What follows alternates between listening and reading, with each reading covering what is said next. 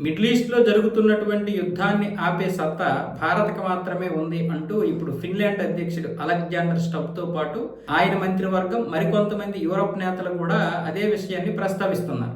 ఎందుకు అంటే China, రష్యాలు ఒకవైపే stand తీసుకున్నాయి Iran వైపు. పైగా ఈ యుద్ధంలో గెలవాలని ఇరాన్కి చాలా వరకు ఇంటెలిజెన్స్ ఇది కూడా ఇస్తున్నాయి, సహాయం చేస్తున్నాయి. సో ఇలాంటి పరిస్థితుల్లో చైనా, రష్యాలు రావు.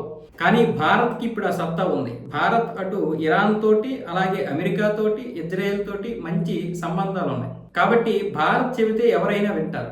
ఇప్పటికే భారత్ ఇరాన్తో మాట్లాడుతుంది. నరేంద్ర మోదీ అయితే ఇరాన్తో సంప్రదించారు, జైశంకర్ గారు కూడా సంప్రదించారు. కాల్పుల విరమణకి ముందుకు రావాలని ఇరు వర్గాల వారికి చెప్పారు. అటు ఇజ్రాయెల్ కూడా అదే విషయాన్ని చెప్పారు.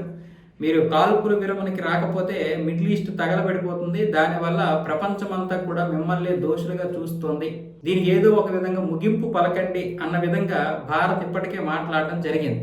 సో దీన్ని ప్రస్తావించే నరేంద్ర మోదీకి ఆ సత్తు ఉంది.